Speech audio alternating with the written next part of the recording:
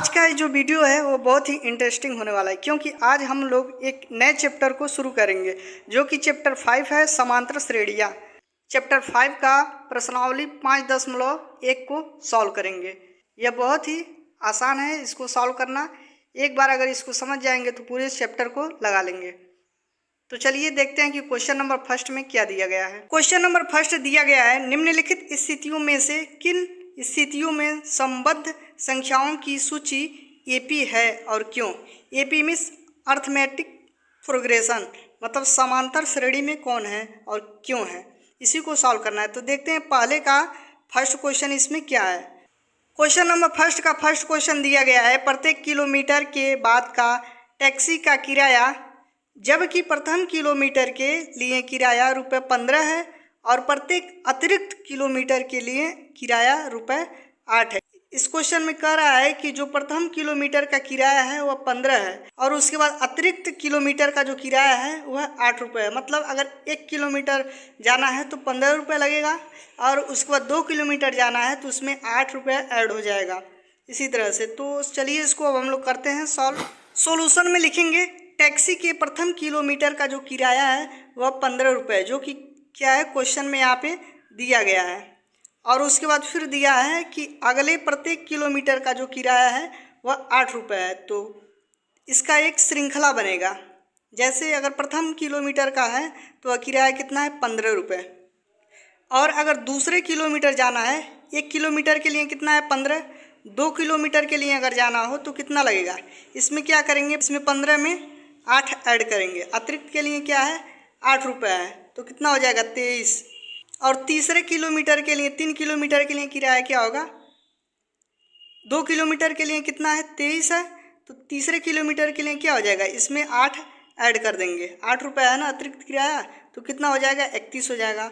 फिर उसके बाद चौथा किलोमीटर अगर जाना हो तब कितना होगा, 3 किलोमीटर का कितना हो गया है ₹31, तो ₹8 और ऐड करेंगे तो चौथे किलोमीटर का कितना हो जाएगा ₹39। इसी तरह से यह ₹8 इसमें बढ़ता जाएगा 1 किलोमीटर के बाद सब में। तो यह एक मिल गया हमको श्रेणी। तो यही श्रेणी चेक करना है कि एपी में है कि नहीं। अब उसके बाद जांच करेंगे कि ये जो श्रेणी है वह एपी में है कि नहीं, अर्थात समांतर श्रेणी में है कि नहीं। समांतर श्रेणी में होने के लिए क्या जरूरी है, इनका जो डिफरेंस है वह जो आएगा, मान लीजिए इसका डिफरेंस डी आ गया तो इसका भी डिफरेंस जो होगा इसके डी के इक्वल होगा, इसका डिफरेंस फिर इसका डिफरेंस, इन सब का जो डिफरेंस होगा वह सबका सेम होगा अगर, तो कहेंगे कि यह समांतर श्रेणी में है। तो चलिए इसका डिफरेंस हम लोग चेक करते हैं। तो लिखेंगे अब जांच में क्या लिखेंगे, D1 इक्वल क्या होता है A2 माइनस A1, इसको बोलते हैं A1, इसको बोलते हैं A2 और इसको बोलते हैं A3, इसको बोलते हैं A4। इस तरह से है। तो D1 इक्वल क्या होता है A2 माइनस A1 होता है। इसको 23 में से 15 को घटाएंगे तो कितना होगा, A2 का मान कितना है 23 लिख दिए, उसके बाद A1 का मान 15 है, तो 23 में से 15 घटाएंगे कितना आ गया 8 आ गया। अब उसके बाद D2 इक्वल क्या होता है, इसके बीच का जो डिफरेंस होगा वह D2 होगा। तो D2 इक्वल क्या होगा, यहाँ पे क्या है A3 माइनस A2 होता है, तो A होता है A3, तो A3 का मान 31 है और A2 का मान कितना है 23, तो 31 में से 23 घटाएंगे तो कितना आएगा 8 आएगा, तो ये भी 8 आ गया। उसके बाद इसके बीच का डिफरेंस निकालेंगे, तो इसके बीच का डिफरेंस क्या है, सार्वंतर D3 लिखेंगे। D3 इक्वल कितना होगा A4, ये क्या है A4 है और ये क्या है A3 है, तो A4 में से A3 को घटाएंगे तो A4 की वैल्यू कितना है 39 और A3 का वैल्यू कितना है 31, तो 39 में से 31 घटाएंगे तो आ जाएगा 8। अब देख रहे हैं तीनों जगह क्या है D सेम है, इसी तरह से यह बढ़ते गया, सबका निकालेंगे तो यही होगा, केवल 2 या 3 तक चेक करते हैं।